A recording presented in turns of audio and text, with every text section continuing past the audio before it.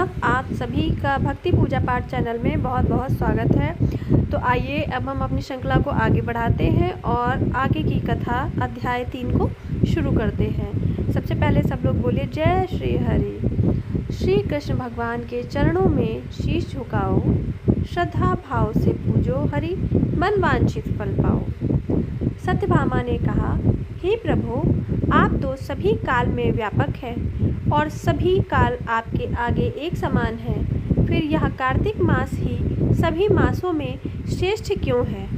आप सब तिथियों में एकादशी और सभी मासों में कार्तिक मास को ही अपना प्रिय क्यों कहते हैं? इसका कारण बताइए। भगवान श्री कृष्ण ने कहा, हे भामिनी, तुमने बहुत अच्छा प्रश्न किया है। मैं तुमको इसका उत्तर देता हूँ, ध्यानपूर्वक सुनो।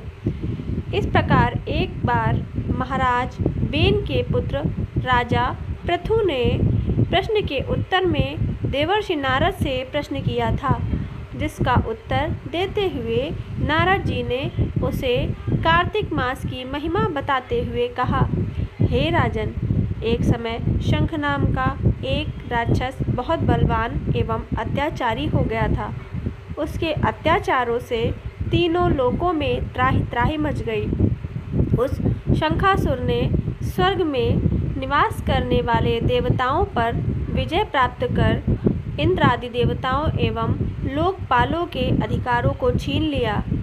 उससे भयभीत होकर समस्त देवता अपने परिवार के सदस्यों के साथ सुमेरु पर्वत की गुफाओं में बहुत दिनों तक छिपे रहे। तत्पश्चात निश्चिंत होकर सुमेरु पर्वत की गुफाओं में ही रहने लगे। उधर जब शंखासुर को इस बात का पता चला कि देवता आनंदपूर्वक सुमेरु पर्वत की गुफाओं में निवास कर रहे हैं, तो उसने सोचा कि ऐसी कोई दिव्य शक्ति अवश्य है जिसके प्रभाव से अधिकारहीन यह देवता अभी भी बलवान है। सोचते सोचते वह इस निर्णय पर पहुंचा कि वेद मंत्रों के बल के कारण ही देवता बलवान हो रहे हैं। यदि इनसे वेद छीन लिया जाए तो वे बलहीन हो जाएंगे। ऐसा विचार कर शंखासुर ब्रह्मा जी के सत्यलोक से शीघ्र ही वेदों को हर लाया। उसके द्वारा ले जाए जाते हुए भय से उसके चंगुल से निकल भागे और जल में समा गए।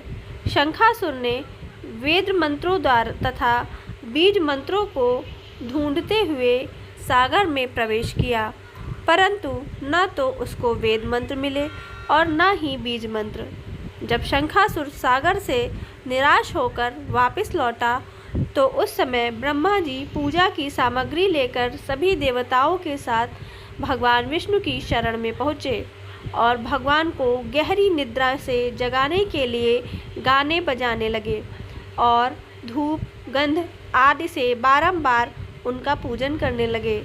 धूप दीप नैवेद्य आदि अर्पित किए जाने पर प्रभु की निद्रा टूटी और वह देवताओं सहित ब्रह्मा जी को अपना पूजन करते हुए देखकर बहुत प्रसन्न हुए तथा कहने लगे, मैं आप लोगों के इस कीर्तन एवं मंगलाचरण से बहुत प्रसन्न हूँ। आप अपना अभीष्ट वरदान मांगिए, मैं अवश्य प्रदान करूँगा। जो मनुष्य अश्विनी शुक्ल की एकादशी से देवोत्थान एकादशी तक ब्रह्म मुहूर्त में उठकर मेरी पूजा करेंगे, उन्हें तुम्हारी ही भांति मेरे प्रसन्न होने के कारण सुख की प्राप्ति होगी। आप लोग जो पाद्य अर्घ्य आचमन और जल आदि सामग्री मेरे लिए लाए हैं, वे अनंत गुणों वाली होकर आपका कल्याण करेंगी। शंखासुर द्वारा हारे गए संपूर्ण वेद जल में स्थित हैं। मैं सागर पुत्र शंखासुर का वध करके उन वेदों को अभी लाए देता हूँ। आज से बीज मंत्र और वेदों सहित मैं प्रतिवर्ष कार्तिक मास में जल में विश्राम किया करूँगा। अब मैं मत्स्य का रूप धारण करके जल में जाता हूँ। तुम सब देवता भी मुनीश्वरों सहित मेरे साथ जल में आओ। इस कार्तिक मास में जो श्रेष्ठ मनुष्य प्रातःकाल स्नान करते हैं वे सब यज्ञ के अवभृत स्नान द्वारा भली भांति नहा लेते हैं।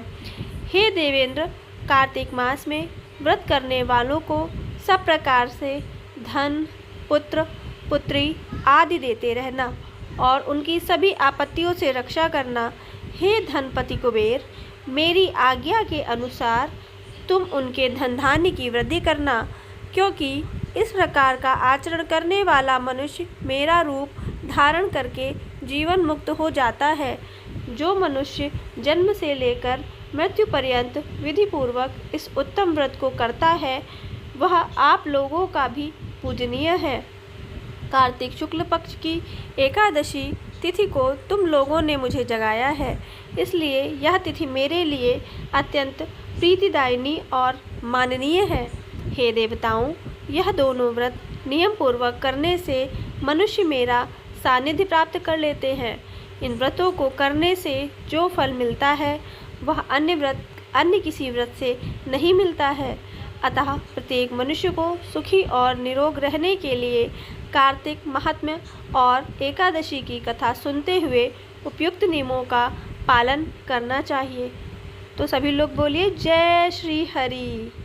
दोस्तों, ये कहानी अगर आपको अच्छी लगी हो तो मेरे चैनल को लाइक करिएगा, सब्सक्राइब करिएगा और शेयर करिएगा। बेल बटन को भी प्रेस करिएगा और कमेंट बॉक्स में जय श्री हरि लिखना मत भूलिएगा।